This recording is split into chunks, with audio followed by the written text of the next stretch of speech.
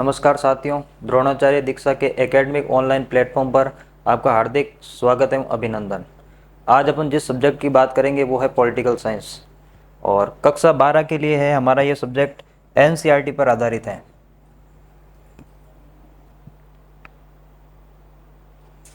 हमारे इस सब्जेक्ट की जो शुरुआत होती है, जो हमारी जो फर्स्ट वाली बुक है, समकालीन विश्व में राजनीति। समकालीन विश्व में राजनीति।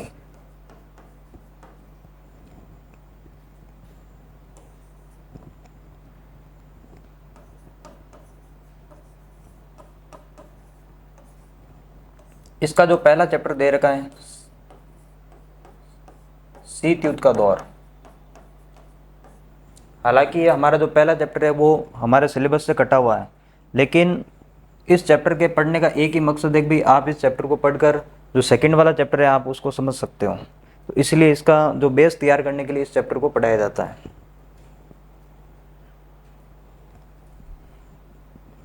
तो इसलिए हमारा जो पहला चैप्टर होगा शीत युद्ध का दौर।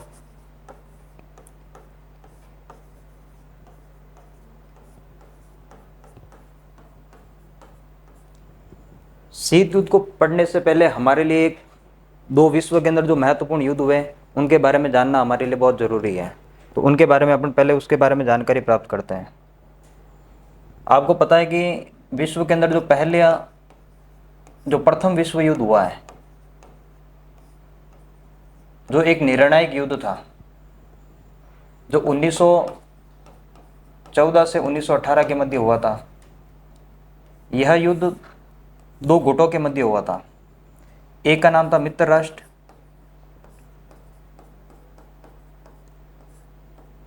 दूसरे का नाम था दूरी राष्ट्र।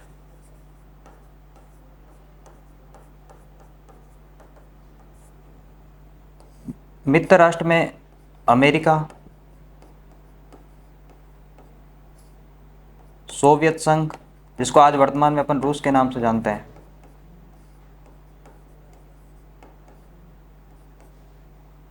ब्रिटेन, फ्रांस, प्रमुख रूप से ये देश शामिल थे। वही दूरी राष्ट्रों के अंदर इटली,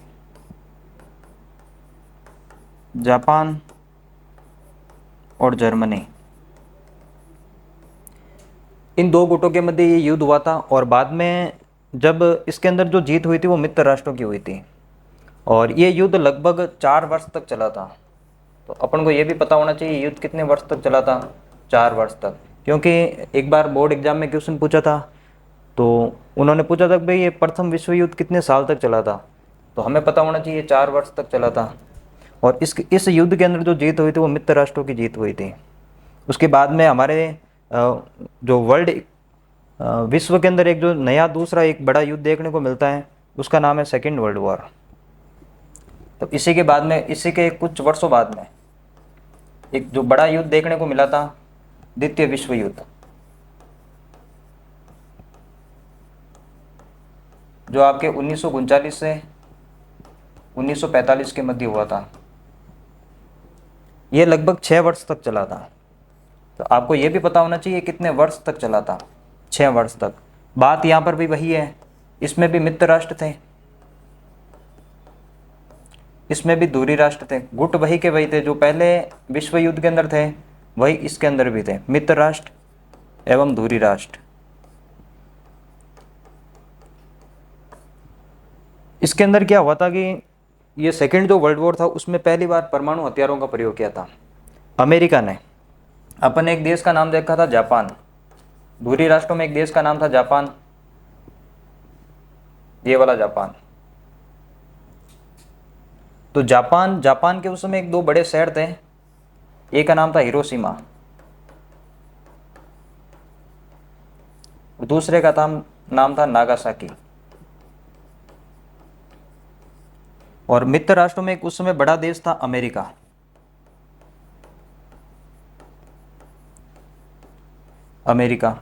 तो घटना युद्ध होती है कि अगस्त 1945 की बात होती है। 1945 में युद्ध का अंत भी हो रहा था। 1945 में अमेरिका ने जो जापान के दो बड़े शहर थे हिरोशिमा और नागासाकी पर परमाणु बम गिरा दिए थे, जिसके बाद में जापान की पूरी जो अर्थव्यवस्था होती है वो तहस नहस हो जाती है। और इसको लेकर भी जापान आत्मसमर्पण कर देता है, और आत्मसमर्पण के बाद में ये सेकेंड वर्ल्ड वॉर का अंत हो जाता है। इसमें भी जो जीत हुई थी वो मित्र राष्ट्रों की हुई थी। मित्र राष्ट्रों में मेनली 4 देश शामिल थे, हालांकि बहुत सारे देश थे, लेकिन अपन को इतना पता होना चाहिए कि कितने देश शामिल थे। मेनली 4। और ये जो घटना हुई थी अगस्त 1945। तो जापान के जो दो बड़े शहर थे, एक का नाम था हिरोशिमा और एक नागासाकी, इसके ऊपर अमेरिका ने परमाणु बम गिराए थे।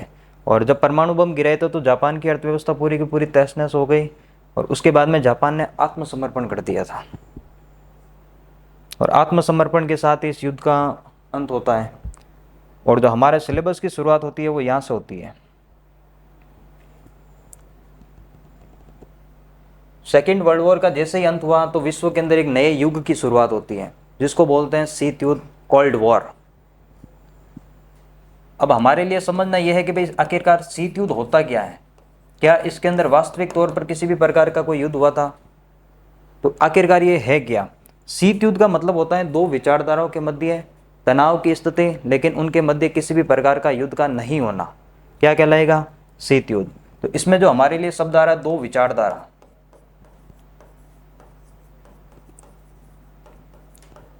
हमारे लिए इंपॉर्टेंट शब्द है दो विचारधारा के मध्य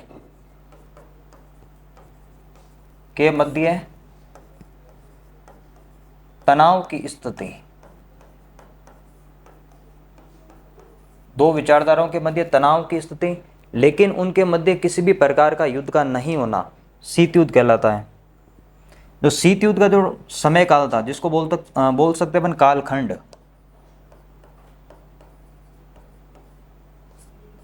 वो 1945 से लेके 1990 तक का जो पूरा का पूरा जो टाइमिंग कहलाता है वो शीत युद्ध का काल कहलाता है। और इसमें क्या हुआ था, इसमें दो विचारधाराएं थी। दो विचारधाराएं कौन कौन सी, मैंने आपको बताया था भाई फर्स्ट वर्ल्ड वॉर के दौरान दो गुट बने हुए थे, एक का नाम था मित्र राष्ट्र, दूसरे का नाम था धुरी राष्ट्र। सेकेंड वर्ल्ड वॉर के दौरान भी दो गुट थे, मित्र राष्ट्र और धुरी राष्ट्र। दोनों जो वर्ल्ड वॉर हुए उसमें मित्र राष्ट्रों की जीत हुई थी। और उसके बाद में जो एक नया युग की शुरुआत होती है विश्व के अंदर, उसका नाम है शीत युद्ध। शीत युद्ध का मतलब होता है दो विचारधाराओं के मध्य तनाव की स्थिति, लेकिन इनके मध्य किसी भी प्रकार का युद्ध का नहीं होना। इसका जो कालखंड होता है 1945 से 1990 के मध्य है। अब वो दो विचारधाराएं कौन सी थी, क्वेश्चन ये होता है कि दो विचारधाराएं कौन सी थी। तो हमारे लिए दो विचारधाराएं थी, एक का नाम था सोवियत संघ, जिसको आज अपन वर्तमान में रूस बोलते हैं, सोवियत संघ। दूसरी विचारधारा थी अमेरिका।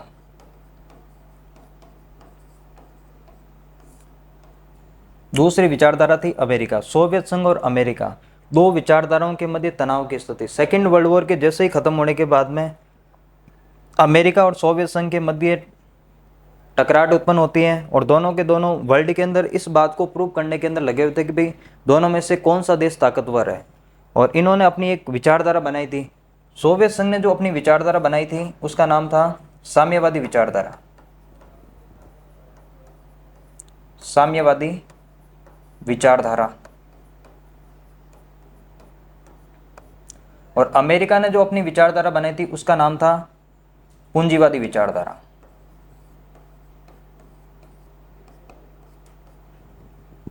जो शीत युद्ध का कालखंड है 1945 से 1990 तक, ये दोनों देश या उस समय दोनों महाशक्तियां इस बात को प्रूव करने के अंदर लगी हुई थी कि दुनिया के अंदर कौन सी विचारधारा बेस्ट है, पूंजीवादी विचारधारा है या साम्यवादी विचारधारा। अब इनके बारे में दो जानकारी देखते हैं आखिरकार है क्या ये।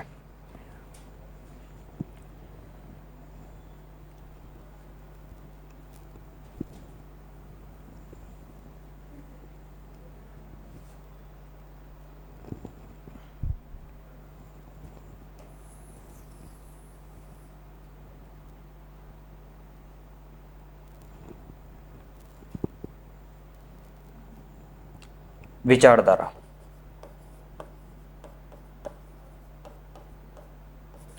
मैंने आपको बताया था एक विचारधारा थी पूंजीवादी, दूसरे का नाम था साम्यवादी।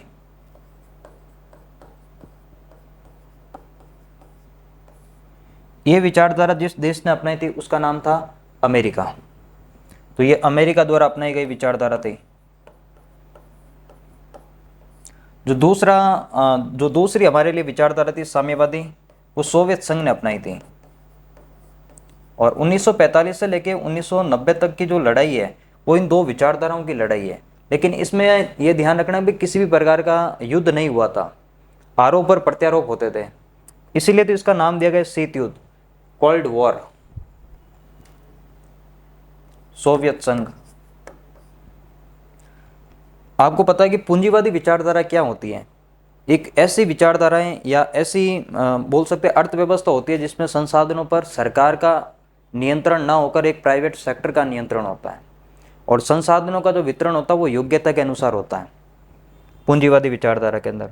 वही साम्यवादी विचारधारा के अंदर जितने भी संसाधन होते हैं उसके ऊपर सरकार का नियंत्रण होता है, और दूसरी बात यह है कि संसाधनों का जो वितरण होता है वो समानता के आधार पर होता है, जबकि इसमें पूंजीवादी में योग्यता के अनुसार होता है। तो दोनों में ये अंतर होता है, और दोनों ही उस समय ये महाशक्तियाँ अपने आप को प्रूव करने के अंदर लगी हुई थी कि भाई दुनिया के अंदर कौन सी विचारधारा बेस्ट है।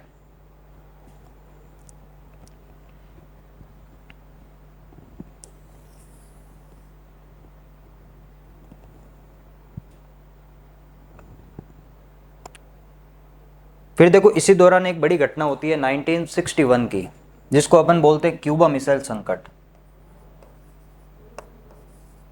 क्यूबा मिसाइल संकट यह आया था 1961 में। कब आया था? 1961 में। क्यूबा एक देश का नाम है। क्यूबा एक देश का नाम है जो अमेरिका के तट पर स्थित है। जो आपके उत्तरी अमेरिका और दक्षिणी अमेरिका जो दो बड़े महाद्वीप हैं उनके तट पर लगा हुआ एक देश है। द्वीपीय देश है। कैसा देश है? द्वीपीय, जिसके चारों ओर पानी है। अमेरिका के तट पर स्थित द्वीपीय देश।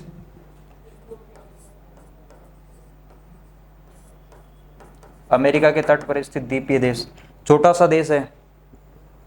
और इसके बारे में कहा जाता है यहाँ पर गन्ने की पैदावार बहुत ज़्यादा होती है इस देश के अंदर। और दूसरी बात है कि अमेरिका के तट पर स्थित देश है। जैसे अगर अपन मैप में देखें तो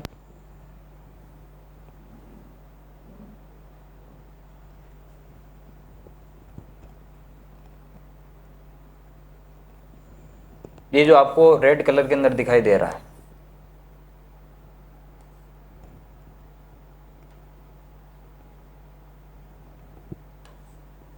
ये है आपका क्यूबा। कौन सा देश है? क्यूबा। ऊपर की तरफ है आपके उत्तरी अमेरिका और नीचे की तरफ होता है दक्षिणी अमेरिका। तो इस देश के बारे में क्या थी? ये जानकारी थी कि इस देश को जो आर्थिक सहायता मिलती थी, क्यूबा को जो आर्थिक सहायता मिलती थी वो सोवियत संघ उपलब्ध करवाता था। कौन सा देश? सोवियत संघ। आर्थिक सहायता सोवियत संघ द्वारा।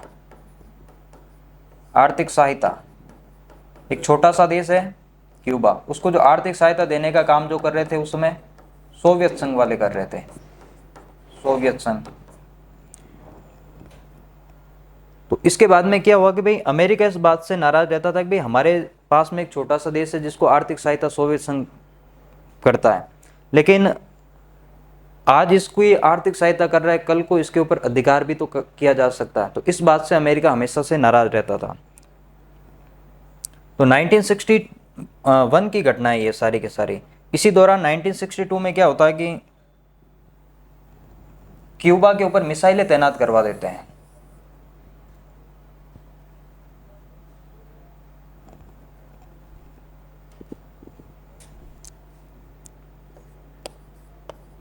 नाइनटीन 1962 में क्यूबा पर मिसाइलों की तैनाती।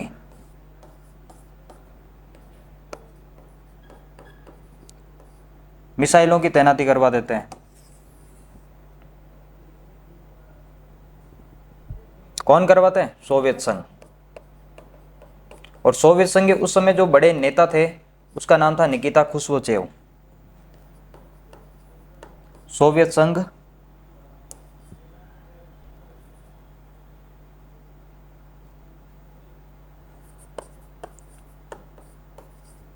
नेता कौन थे उसमें? निकिता खुश्वचेव।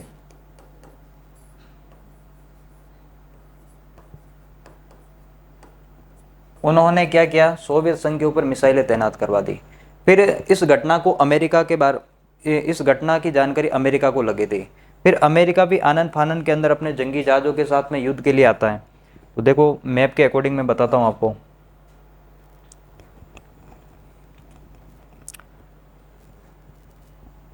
ये है आपका उत्तरी अमेरिका, उत्तरी अमेरिका। ये है आपका दक्षिणी अमेरिका।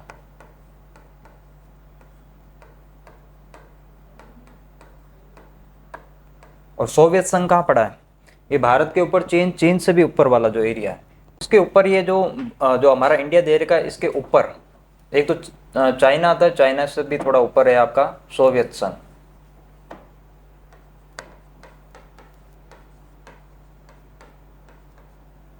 सोवियत संघ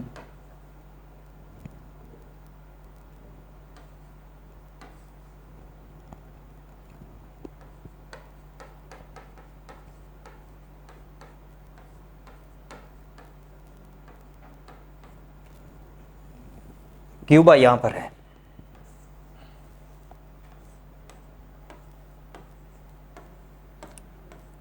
क्यूबा को जो मैंने आपको बताया था भाई, क्यूबा को जो आर्थिक सहायता मिलती थी वो सोवियत संघ उपलब्ध करवाता था। अमेरिका इस बात से हमेशा से नाराज रहते थे। और 1961 के दौरान क्या होता है कि भाई इसके बाद में 1962 के दौरान यहाँ पर मिसाइलों की तैनाती हो जाती है। और मिसाइलों की तैनाती जो करवाते हैं वो सोवियत संघ वाले करवाते हैं, मिसाइलों की तैनाती।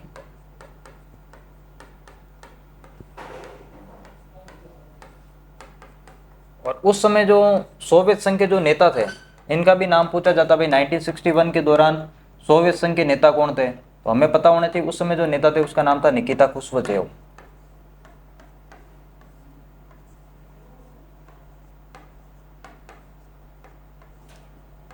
और उस समय जो क्यूबा के जो बड़े नेता थे उनका नाम था फिदेल कास्त्रो।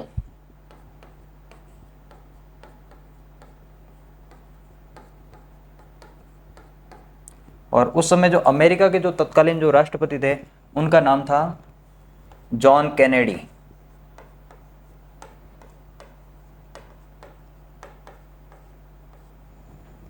अमेरिका को इसकी जब ये 1962 के दौरान जब मिसाइलों की तैनाती हुई क्यूबा के ऊपर, तो अमेरिका को इस बात का 3 हफ्ते बाद में पता चला, लगभग 21 दिनों बाद। तब अमेरिका को पता चला कि भाई हमारे जो पड़ोसी देश है क्यूबा के ऊपर सोवियत संघ ने मिसाइलें तैनात करवा दी। और अगर मान लो उस समय युद्ध हो भी जाता, हालांकि उसमें युद्ध नहीं हुआ था क्योंकि अमेरिका भी अपने जंगी जहाज़ों के साथ में युद्ध के मैदान में आया था और इधर से सोवियत संघ वाले भी अपनी मिसाइलें लेकर आए थे। लेकिन इन दोनों के मध्य युद्ध नहीं हुआ था। फाइनली इन दोनों ने ये डिसीजन लिया कि भाई युद्ध टाल दिया जाए। और उस समय जो पूरे विश्व की जो निगाहें थी इसी क्यूबा पर टिकी हुई थी। और इसको बोलते हैं शीत युद्ध का चरम बिंदु। कई बार क्वेश्चन पूछा हो भाई शीत युद्ध का चरम बिंदु क्या था, तो अपन को पता होना चाहिए शीत युद्ध का जो चरम बिंदु था वो क्यूबा मिसाइल संकट था। क्यूबा के ऊपर मिसाइलों की तैनाती किसके द्वारा करवाई गई थी? सोवियत संघ के द्वारा। और क्यूबा कहाँ पर स्थित है? तो अमेरिका के जस्ट तट पर स्थित एक द्वीपीय देश है। और उस समय जो अमेरिका के जो राष्ट्रपति थे उनका नाम था जॉन कैनेडी। इनको 3 सप्ताह बाद में इस बात की पता चला कि हमारे पड़ोसी देश के ऊपर मिसाइलें तैनात करवा दी। और होता भी, जैसे मान लो अगर सोवियत संघ अगर उस समय हमला हो जाता तो उस समय अमेरिका पूरा का पूरा तबाह कर दिया जाता। कारण मैं बताता हूँ आपको। यहाँ से बैठकर अगर आप मिसाइलें दागोगे तो अमेरिका के कम ठिकानों को नुकसान पहुंचा सकते हो। लेकिन एक आप अमेरिका के जस्ट तट पर बैठे हो और अमेरिका के ऊपर अगर मिसाइल दागते हो तो पूरा का पूरा अमेरिका बर्बाद किया जा सकता था। लेकिन फाइनली इन दोनों देशों के मध्य युद्ध नहीं हुआ था और विश्व के अंदर एक नए चरम की सीमा उभर कर सामने आई थी, जिसको बोलते हैं शीत युद्ध का चरम बिंदु। उसको बोलते हैं शीत युद्ध का चरम बिंदु। तो क्यूबा मिसाइल संकट को किस नाम से जानते हैं अपन? शीत युद्ध का चरम बिंदु।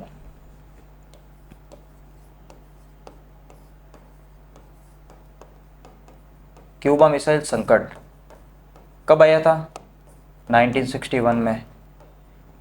फिर क्यूबा पर मिसाइलों की तैनाती वो हुई थी 1962 में। और इन सब को ओवरऑल मिलाकर बोला जाता है शीत युद्ध का चरम बिंदु।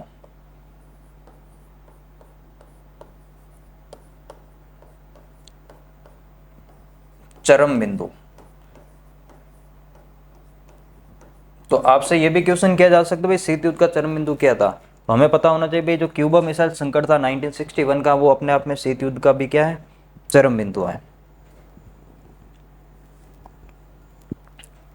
मैंने आपको बताया भाई दुनिया दो विचारधाराओं में बढ़ चुकी थी। एक विचारधारा थी जो अमेरिका चला रहा था पूंजीवादी, दूसरी विचारधारा थी सोवियत संघ जो साम्यवादी विचारधारा थी। इनका जो मेन सेंटर पॉइंट था उन्होंने यूरोप यूरोप को बना रखा था। देखो कैसे,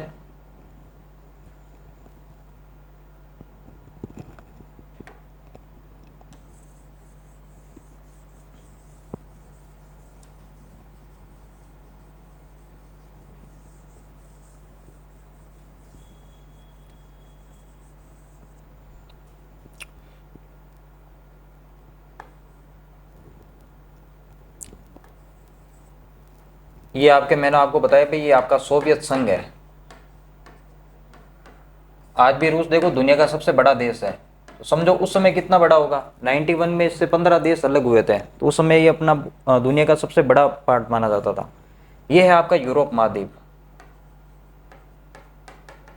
आधे यूरोप पर तो अमेरिका का प्रभाव वाली जो विचारधारा थी वो लागू थी, और आधे यूरोप पर सोवियत संघ की। ये आपके ज्योग्राफी में अपन पढ़ते हैं यूराल पर्वतमाला, जो एशिया और यूरोप महाद्वीप को अलग करती है।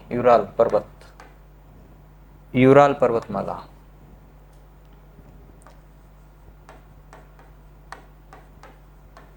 जो एशिया महाद्वीप और यूरोप महाद्वीप को अलग करने का काम करती है। तो यूरोप को इन्होंने मेन सेंटर के रूप में था, और यूरोप की जो दशा थी आधे यूरोप के ऊपर तो अमेरिका का प्रभाव,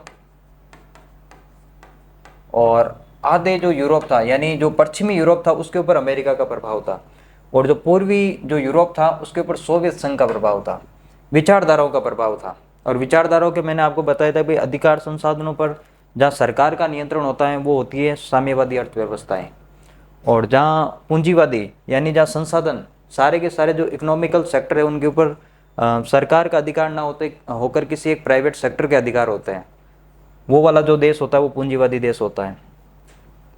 तो इसी दौरान क्या होता है कि 1961 में एक दीवार का गठन किया जाता है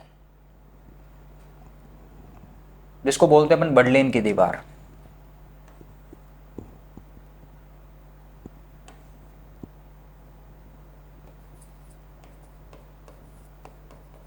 बर्लिन की दीवार।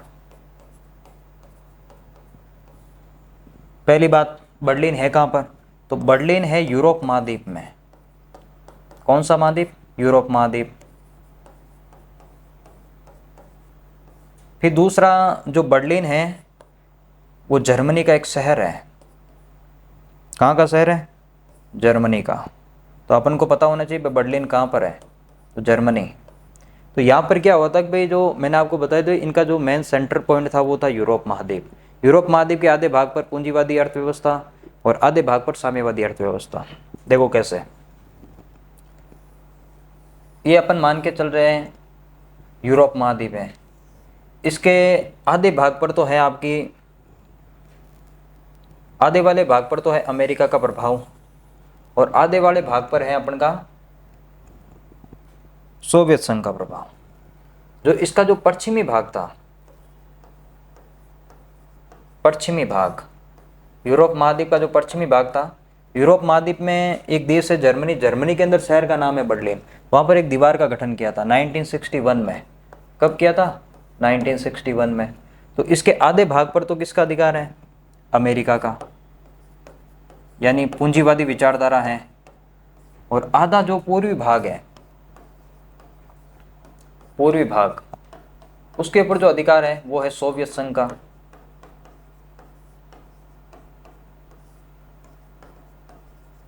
सोवियत संघ का। और ये थी आपके बर्लिन की दीवार। कौन सी दीवार, बर्लिन की दीवार। इस दीवार का जो गठन हुआ था 1961 में हुआ था। कब हुआ था, 1961 में। और इस दीवार की जो लंबाई थी लगभग 150 किलोमीटर थी। कितनी लंबाई थी? 150 किलोमीटर। फिर इस दीवार का क्या महत्व हुआ? ये जो दीवार थी वो साम्यवादी और पूंजीवादियों को बांटने का काम कर रही थी। क्या कर रही थी? साम्यवादी विचारधारा और पूंजीवादी जो विचारधारा होती थी उनको बांटने का काम कर रही थी। और इस दीवार की जो लंबाई थी 150 किलोमीटर थी। अपन यहाँ लिख सकते हैं साम्यवादी व पूंजीवादी को बांटने का काम।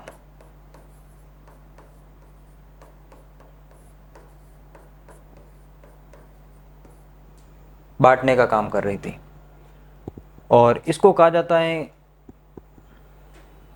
शीत युद्ध का प्रतीक। इस बर्लिन की दीवार को क्या नाम, किस नाम से जानते हैं? शीत युद्ध का प्रतीक। शीत युद्ध का चरम बिंदु वो था अपन के क्यूबा मिसाइल संकट, तो मैंने आपको पहले ही बता दिया। और दूसरा है शीत युद्ध का प्रतीक बर्लिन की दीवार, जिसका गठन 1961 में हुआ था। यह दीवार 150 किलोमीटर लंबी थी और ये साम्यवादी और पूंजीवादियों को बांटने का काम कर रही थी। फिर इस दीवार के बारे में आता है कि इस दीवार को 1989 में, और एग्जिट याद रखना चाहो, नवंबर 1989 में इस दीवार को गिरा दिया गया था। और गिराने वाली कौन थी? जो जर्मनी और बर्लिन की जो आम जनता थी उसी ने इस दीवार को गिरा दिया था। और इसके गिराने के बाद में होता है जर्मनी का एकीकरण। नवंबर 1989 में बर्लिन की दीवार को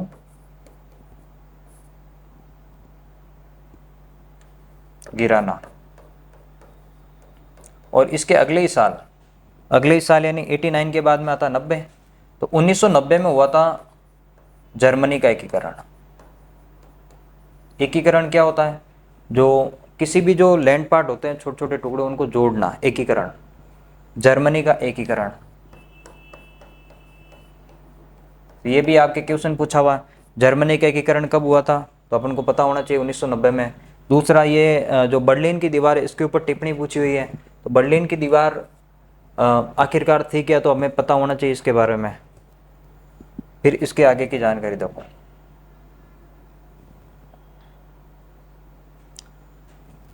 मैंने बताया था भाई शीत युद्ध के दौरान दो महाशक्तियां थी।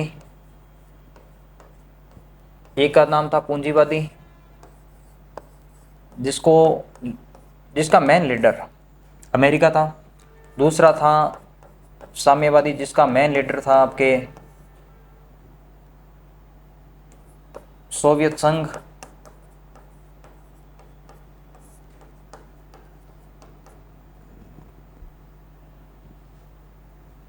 सोवियत संघ, तो इनका मेन लीडर कौन था? सोवियत संघ। और इसका अमेरिका।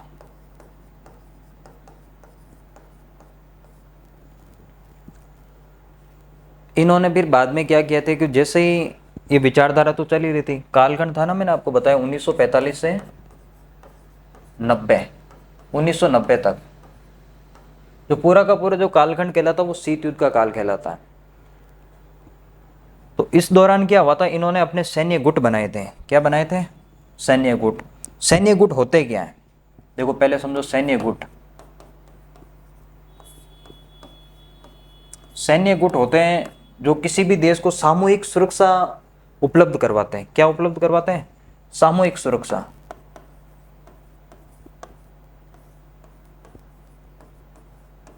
सामूहिक सुरक्षा उपलब्ध करवाते हैं।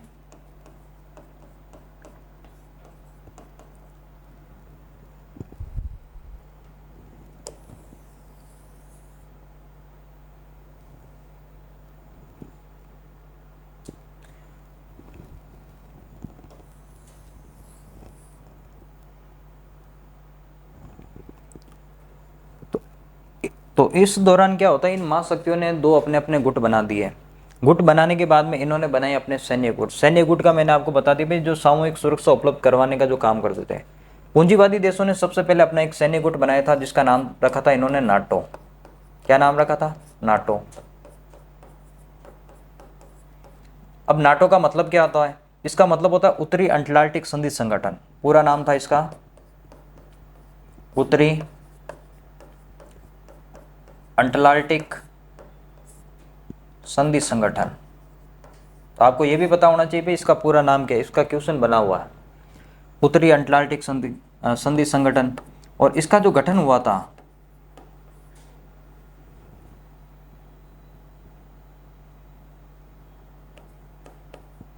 गठन वो हुआ था 4 अप्रैल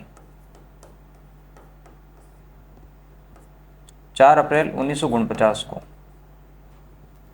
पहली बात, नाटो का गठन किसके द्वारा किया गया था? अमेरिका के द्वारा। इसका पूरा नाम क्या है? उत्तरी अटलांटिक संधि संगठन। इसका गठन कब हुआ था? 4 अप्रैल 1949 को। फिर इसके अंदर 12 सदस्यीय देश शामिल थे। कितने सदस्यीय देश? 12। देखो नाटो का अस्तित्व आज भी है। आज अगर अपन बात करें तो नाटो में लगभग 32 देश शामिल हैं। और जो अंतिम रूप से जो देश जुड़ा था उसका नाम था स्वीडन, जो आपके 2024 में जुड़ा है, 32वां देश।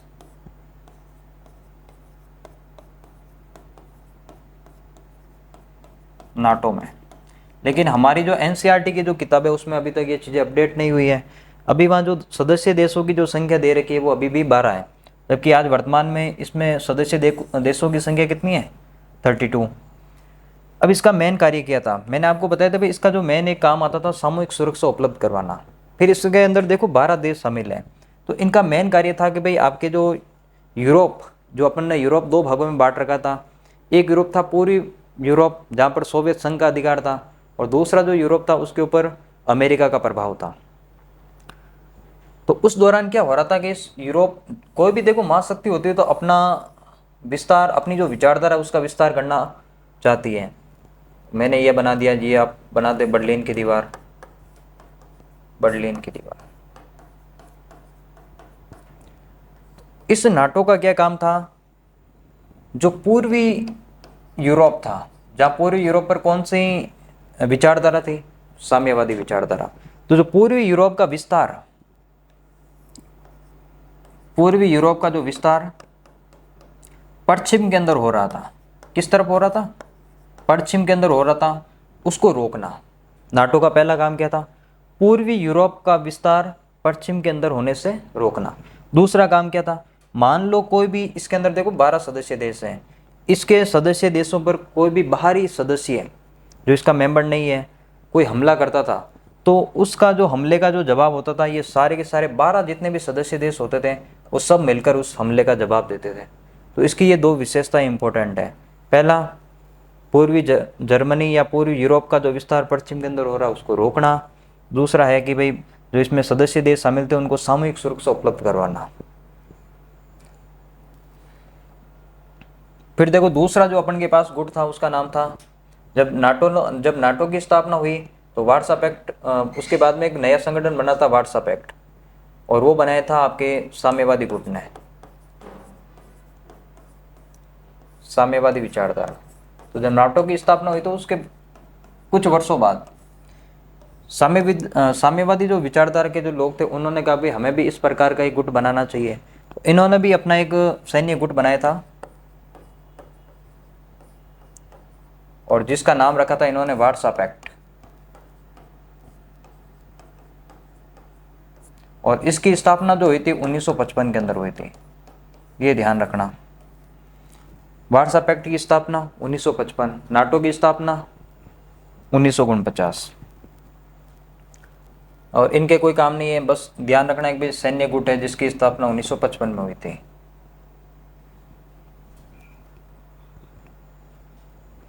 मैंने आपको बताया था शीत युद्ध क्या था? 2 विचारधाराओं के मध्य तनाव की स्थिति, 2 विचारधाराओं के मध्य तनाव। और विचारधारा मैंने अपन ने बात कर ली भी कौन कौन सी विचारधाराएं थी। एक विचारधारा थी पूंजीवादी विचारधारा, और दूसरी विचारधारा थी साम्यवादी विचारधारा। ये पूंजीवादी विचारधारा और जिसके ऊपर अमेरिका, और दूसरा था साम्यवादी विचारधारा जिसके ऊपर सोवियत संघ का अधिकार था।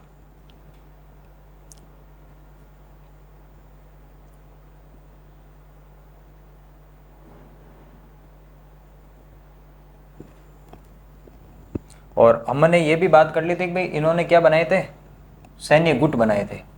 क्या बनाए थे, सैन्य गुट।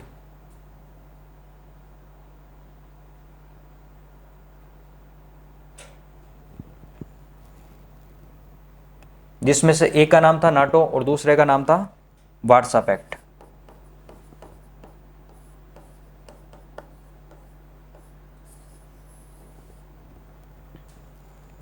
वार्सा पैक्ट जिसकी स्थापना कब हुई थी, 1955 के अंदर। ये ध्यान रखना है कि भाई इसकी स्थापना कब हुई थी, हमें पता होना चाहिए कि इसकी स्थापना 1955 के अंदर हुई थी और इसकी स्थापना 1949 के अंदर। देखो ये जो हमने पहला जो पार्ट देखा है, ये इसका एक बेसिक था, या जहाँ अपन ने first world war second world war की बात की थी ना, ये अपन के डायरेक्टली सिलेबस में आता है, लेकिन इनके पढ़े बिना अपन आगे का जो पार्ट है वो नहीं पढ़ पाते हैं। तो मेन मकसद समझाने का यही है कि भाई इनको पढ़े बिना आप अगली चीज़ों को नहीं पढ़ पाओगे, ये बेस होता है।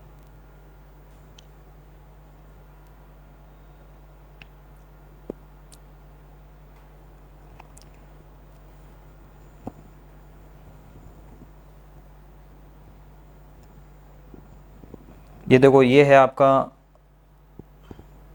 सोवियत, जो अपन सोवियत संघ जिसको बोलते हैं ना, ये सोवियत संघ का मैप है जो आपको पीले कलर के अंदर दिखाई दे रहा है। और सोवियत संघ का जो विघटन हुआ था ना 1991 के अंदर, कब हुआ था, 1991 के अंदर। शीत युद्ध का कालखंड अगर मान लो, देखो ये एक अच्छा क्वेश्चन है, भाई शीत युद्ध का कालखंड कौन सा था।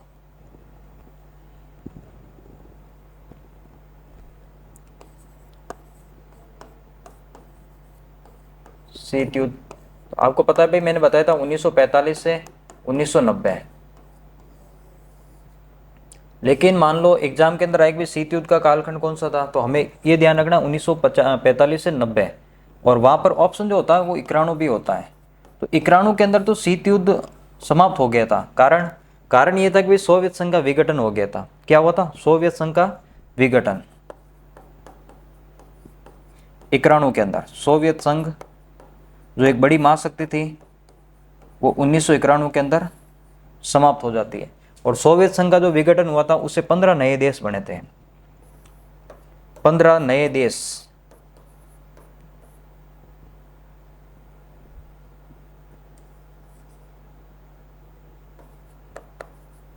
पंद्रह देश बने थे। और सोवियत संघ का जो उत्तराधिकारी जो माना गया था वो रूस को माना गया था। किसको माना गया था, रूस। ये क्वेश्चन पूछा हुआ है भी सोवियत संघ का उत्तराधिकारी किसे माना गया था। वहाँ ऑप्शन होते हैं, उसमें से जो रूस जो होता है उसके ऊपर अपन को टिक लगाना पड़ता है। और विघटन का आपको पता होना चाहिए 1991 के अंदर हुआ था। बाकी जो अपन देखेंगे वो नेक्स्ट क्लास के अंदर देखेंगे। धन्यवाद।